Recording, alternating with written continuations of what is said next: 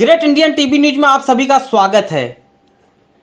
भदोही जिले का एक ऐसा नाम जो आम जन की सेवा में किया खुद को समर्पित। जात पात से ऊपर उठकर जनता की दिन रात करते हैं सेवा। जनता की कोई भी समस्या का समाधान करने के लिए हर संभव प्रयास करते हैं। सुरयावा क्षेत्र को प्रगति पर ले जाने में इनका रहा है बड़ा रोल। विरोधियों को करते हैं चित, खोलते रहते हैं उनका हमेशा पोल। जी हां, हम बात कर रहे हैं भदोही जिला सुरयावा क्षेत्र के महुआपुर ग्राम निवासी मनोज उपाध्याय स्वामी जी की।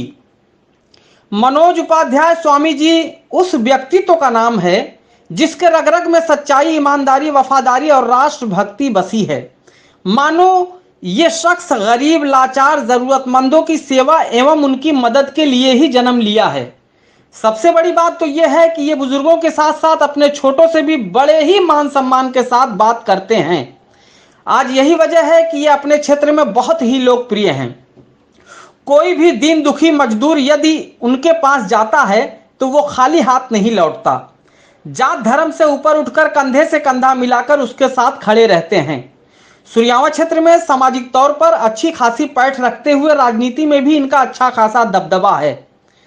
अपने गांव के अलावा अगल बगल गांव के प्रधानी चुनाव में भी इनका अच्छा खासा रुतबा रहता है। गांव के कुछ वर्ग जैसे मुस्लिम, पाल, मौर्य, मुसहर में भी इनको असीम प्यार मिलता रहता है। क्षेत्र के कई गांवों में विवादों को पंचायत से इन्होंने उसका निपटारा किया है। कई सालों से चल रहा विवाद कुछ घंटों में निपटा दिए हैं।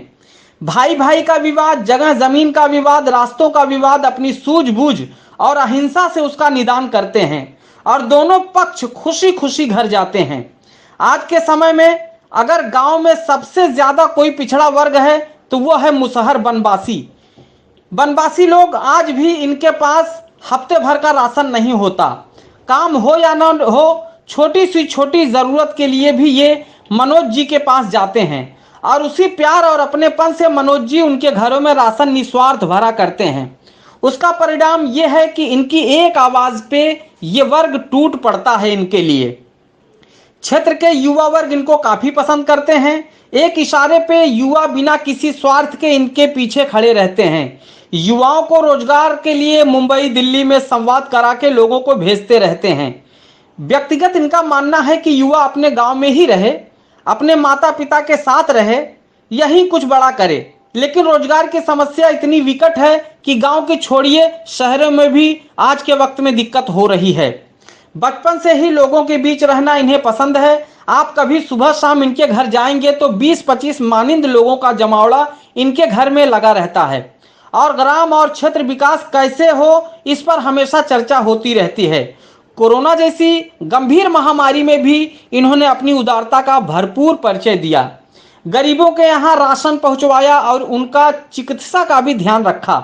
इनके इसी स्वभाव, गरीबों की मदद और विकास कार्यों में सहयोग को लेकर स्थानीय विधायक और प्रशासन इनसे काफी खुश रहता है और उसी उचित सहयोग भी करते हैं। लोगों का कहना है कि स्वामी जी की वाणी में सरस्वती जी का वास है। जब ये बोलते हैं तो लोग ध्यान से सुनते हैं और इनकी बात मान भी लेते हैं। इस बार अपनी राजनीति पारी अपने गांव से ही आजमाना चाहते हैं। लोगों का भरपूर साथ भी मिल रहा है। लोग काफी उत्साहित हैं कि स्वामी जी खुद अपने गांव से चुनाव लड़ेंगे।